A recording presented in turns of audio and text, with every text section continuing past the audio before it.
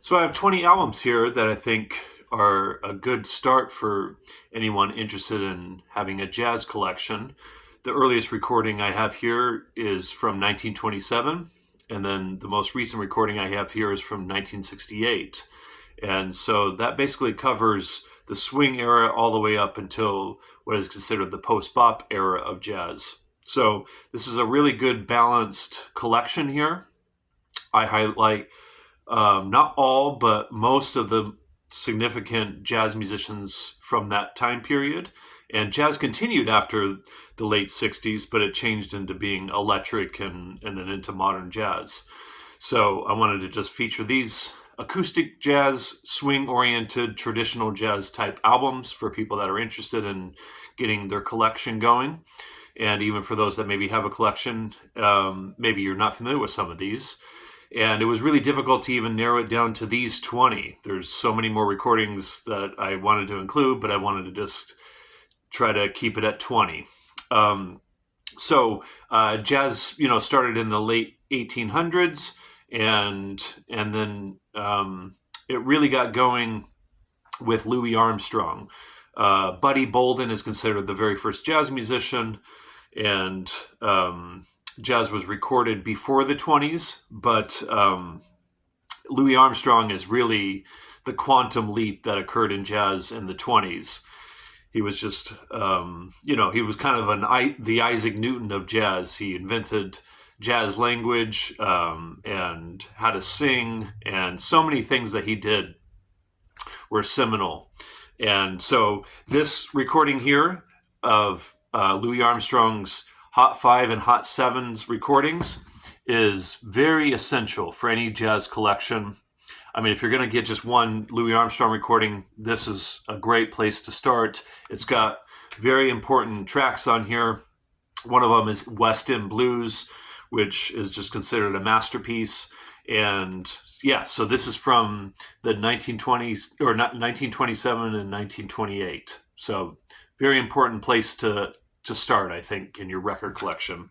And then right along with Louis Armstrong, as far as being very important, Duke Ellington. And so Ken Burns, the jazz or the film documentary maker, he created a jazz documentary, and along with the documentary, he created recordings. And so this comes from that collection, and it's Duke Ellington's Ken Burns. And this is, I think, a really good collection of Duke Ellington because it's got tons of his masterpieces like Satin Doll, Take the A Train, which was actually written by Billy Strayhorn but attributed to Duke Ellington. Sophisticated Lady. So many of his great compositions are on here, and this spans from the 20s through the 40s, I believe. And so this is an excellent collection of Duke Ellington. And then after the swing era, the bebop era was invented, and Charlie Parker is considered the main central figure in bebop. And this is the first recording of bebop, and it's called The Charlie Parker Story. And yeah, along with Louis Armstrong, one of the most important jazz musicians of all time. Genius. Some consider him the Albert Einstein of music. All right, and then Thelonious Monk was part of the bebop. He was part of the invention of bebop, and his record Brilliant Corners. And then Sonny Rollins was part of that whole crew, and his I consider this his masterpiece, Saxophone Colossus. Incredible.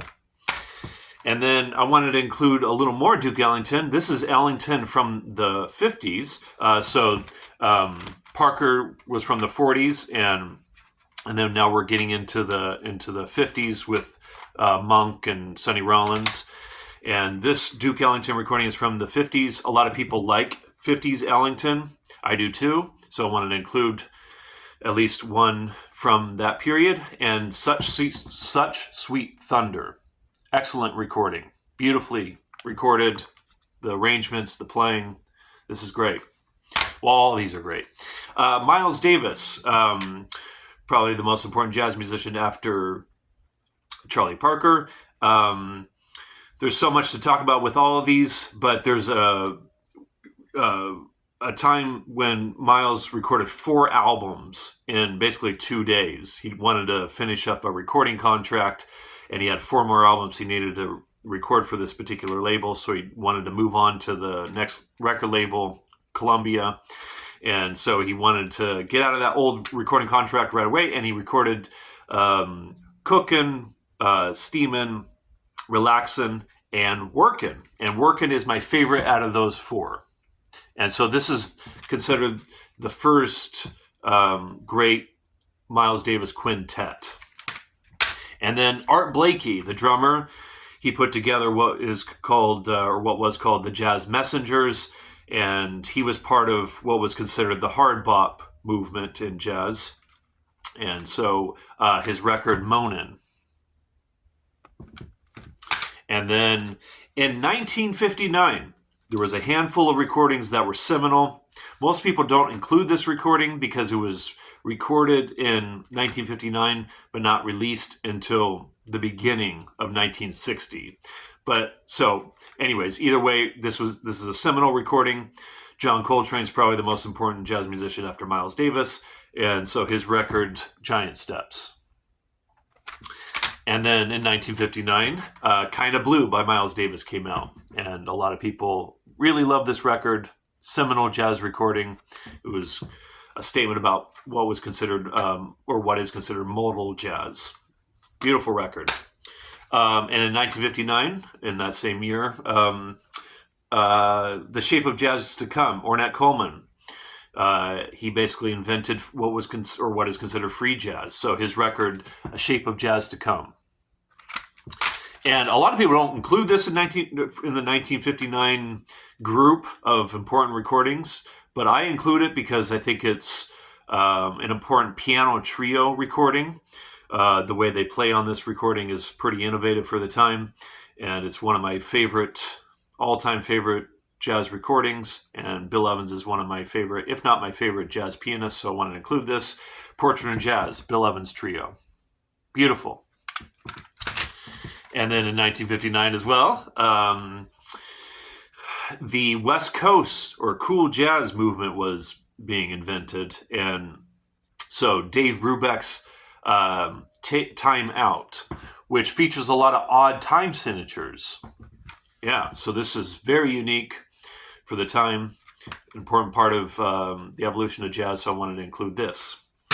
And then I wanted to include at least one guitar player. And this is my favorite recording by him. If someone asked me who my favorite jazz guitar player of all time is, I would pick Wes Montgomery. I think everything he played was perfect.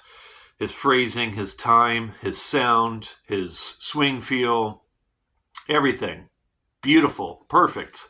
Yeah, so incredible jazz guitar. So good.